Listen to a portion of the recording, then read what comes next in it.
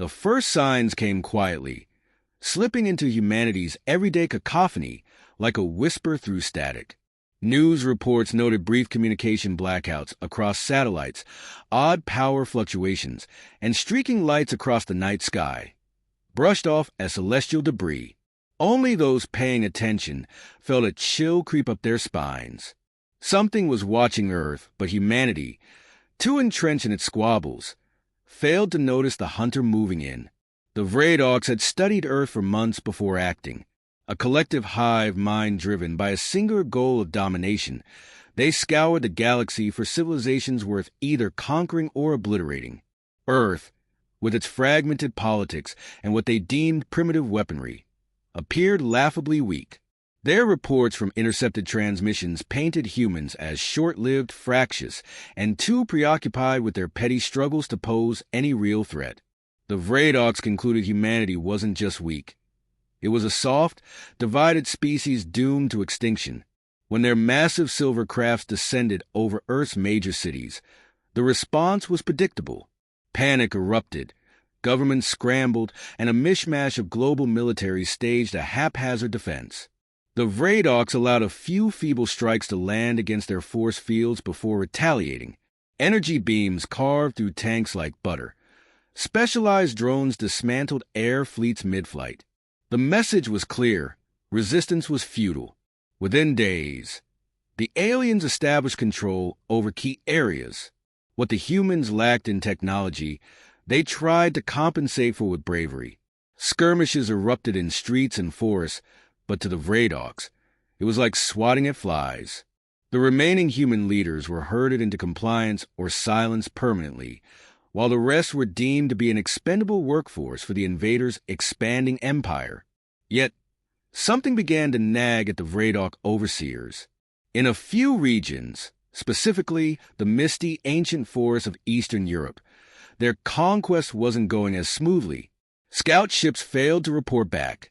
Drones sent into dense woodlands returned as little more than heaps of burned-out circuitry, symbols carved crudely into their battered shells. Several Vradox squads dispatched into the region vanished without a trace, leaving behind only the eerie hum of disturbed air where they had landed. The survivors of those regions told chilling tales to the invaders. Strange figures moved in the forest at night, appearing without warning, their shadows blending seamlessly into the trees. Weapons fired at these phantoms seemed to strike empty air before turning back on the attackers. Locals began murmuring an old name, dredged from folklore, their voices low, as if saying it aloud might summon her. Baba Yaga. The Vradox interpreted these superstitions as amusing remnants of a primitive culture. They even reported them back to their commanders with derision. Yet, in the field, some began to doubt. Patrols came back haunted, recounting sounds of whispering in languages they couldn't decipher, fires that extinguished the moment soldiers approached, and the sharp snap of traps too fast for even the most advanced combat suits to detect. Not all who ventured in Eastern Europe vanished. A lieutenant, ragged and trembling, stumbled into base camp after 4 nights unaccounted for. His armor was shredded, his voice hollow. "She knows," he whispered before collapsing into silence. His debrief offered no new intelligence, only fragments of babbling, warnings about fires in the dark, cruel laughter that seemed to ripple through the trees, and strange symbols etched into the earth. For all their arrogance, even the Vradox weren't immune to the creeping weight of unease. Their scientists sought answers, combing human archives. What they found made them scoff aloud. Ancient legends of a witch in the woods, living in a house on chicken legs, preying on the wicked. Folklore. Nonsense. Yet somehow, the tales persisted, reshaping themselves into modern myths. The Vradox had always dismissed human art as irrelevant clutter, but this one figure unnerved them more than they cared to admit. Against orders, some alien soldiers stationed near these forests began refusing patrol duty, passing assignments to drones instead. But even this didn't quell the strange losses.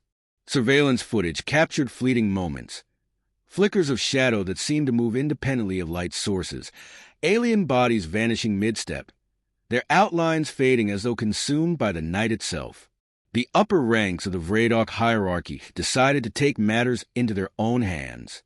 A heavily armed contingent, backed by advanced tracking equipment, was sent into the region to neutralize this rogue resistance force.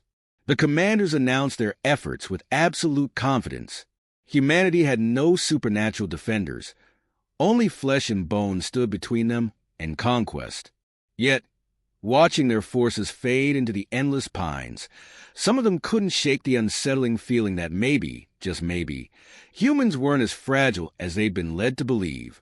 For their part, the humans who hadn't yet fled these occupied lands began whispering their own stories of hope. As far as they knew, Baba Yaga wasn't just a woman or a myth. She was a grim promise of vengeance that had been written into their folklore. Though no one could prove she existed, all those who ventured too deeply into the forest learned the truth in the most brutal of ways. Earth, fractured and feuding, still housed a ferocious spirit, and the Baba Yaga wasn't interested in surrendering to anyone, human or otherwise. With every loss, the Vradoc arrogance began to fracture, exposing raw nerves underneath. The question was no longer whether Earth could be subdued. It was whether they could survive whatever haunted its shadows. And in the heart of the ancient woods, hidden from sight, a figure sharpened her tools and waited. The forest stood like an impenetrable wall of ancient wisdom, its gnarled branches clawing at the mist-laden sky. It was a mere geography. It was a boundary that separated humanity's desperation from the aliens' overconfidence. Deep within those woods, past hidden traps and pathways known only to those born of the land, she prepared. Her real name was Alina Morozov. To her neighbors, she had once been a quiet but fiercely determined woman, an orphan turned soldier turned hermit.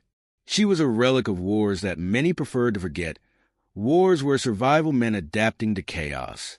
After losing her squad to an ambush years ago, she disappeared into the wilderness of Eastern Europe, far from politics, nations, or battles she deemed meaningless. But the aliens had pulled her back. When the Vradocs arrived, she hadn't planned to fight. She had survived too much to die in someone else's war. Yet the destruction reached her doorstep, and with it came memories, voices of comrades who had once placed their lives in her hands. This time, the invaders weren't human, but their disdain and cruelty were familiar. Resistance wasn't a choice. It was a compulsion, a scream of defiance against the extinguishing of human dignity. The name Baba Yaga hadn't come from her.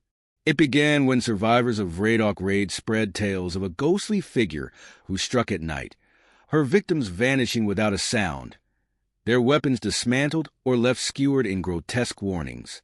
She leaned into the myth, adapting her surroundings and her skills to amplify the terror. If her name could become more powerful than her body, she would wield that too. Her base was no enchanted hut, but a network of abandoned bunkers and collapsed mines that twisted deep into the earth. The region's folklore gave her camouflage, an aura of legend so thick that the truth felt irrelevant. She carved symbols onto trees, built traps that disoriented the invaders, and rigged their advanced technology to betray them. To the Vradocs, it seemed impossible that one human, mere flesh, could cause such havoc. That belief made them predictable, and their predictability was fatal. One such moment unfolded under a moonless sky. A team of Vradoc hunters advanced cautiously along a narrow ridge, their thermal imaging showing no movement. They moved in formation, each one covered by their shimmering armor, glowing faintly in the darkness. The group's leader raised a hand, motioning for them to stop. Something felt wrong, though they couldn't pinpoint why. The wind shifted. It was only after the first trooper went missing that they noticed the silence. The leader turned to see their flank was empty. Where once 6 soldiers had stood, only 5 remained. No warning, no sound, just empty space where a soldier should have been. "Scatter!" the leader hissed in the Vradoc tongue, but the word had barely left his mouth when a blinding flash erupted ahead. One of the remaining soldiers cried out, disoriented, as his suit locked up from an electromagnetic disruption, a trap rigged to one of their own drones, now used against them. The forest came alive with whispers. A low, mournful laugh seemed to vibrate the very air around them. Panic swept through the remaining hunters as an unseen force toppled one after another. When silence returned, their leader staggered forward, clutching a weapon that had suddenly felt far too inadequate. A figure emerged from the shadows.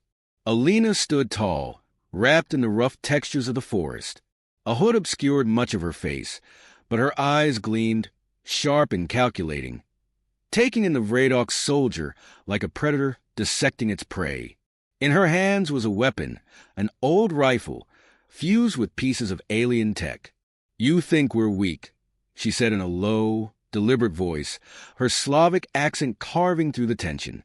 "You mistake kindness for frailty, restraint for inability.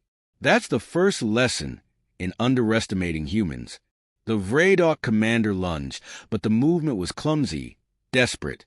Alina sidestepped with practiced ease and struck with the butt of her weapon, dropping the soldier to his knees. She crouched before him, studying the shimmering armor as it tried to repair itself. "You rely on your machines, but machines don't think. They don't adapt. Humans? We do." She stepped back as the forest erupted in light. Carefully placed explosives ignited the undergrowth, swallowing the remaining Vraydoks in controlled chaos. Alina disappeared into the shadows without a word. By morning, the remnants of the squad were retrieved by a larger alien contingent. They found symbols burned into the trees around the skirmish site, simple skull motifs and jagged lines that resembled jaguars in human folklore. The stories spread among the Vraydok forces like wildfire. Orders came down from their command: neutralize this so-called Baba Yaga at all costs. Reinforcements were sent, including elite hunters equipped with specialized countermeasures. Yet for every step forward, they met a cruel and tactical mind prepared to match them.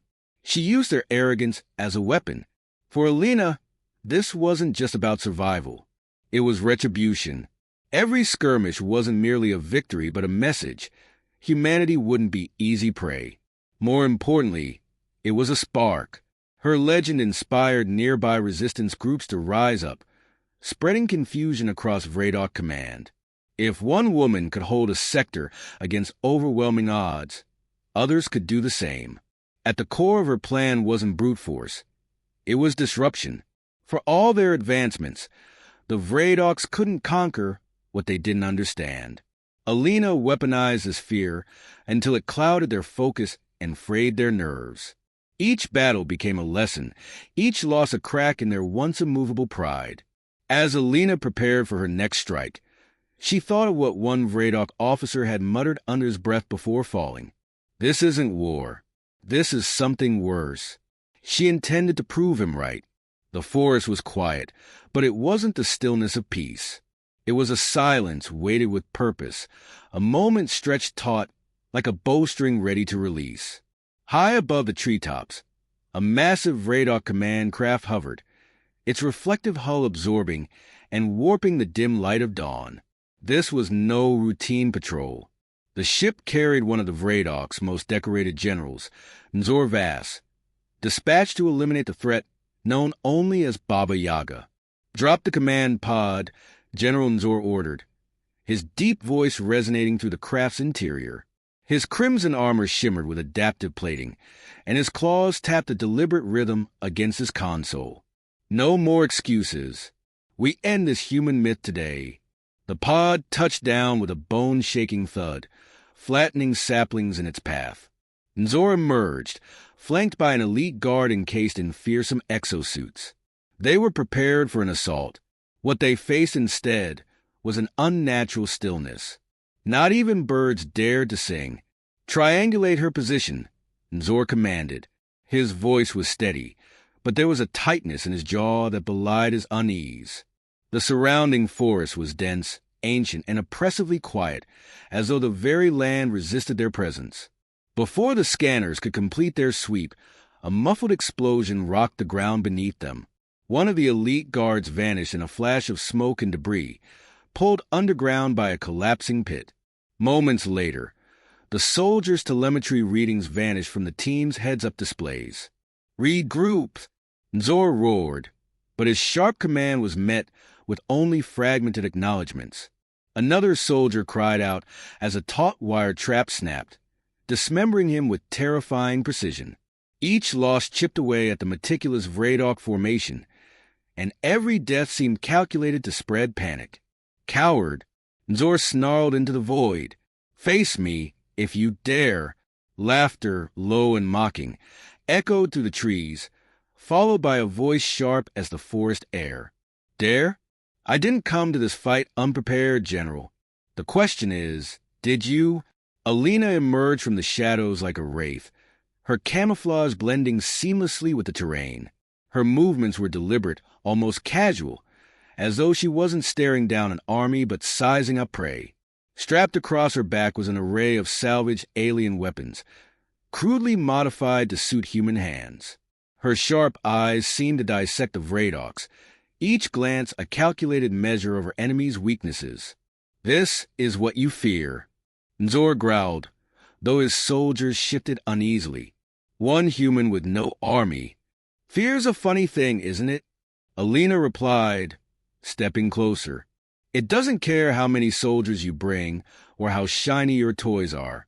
Once it gets into your head, it spreads." With a flick of her wrist, she activated a remote trigger.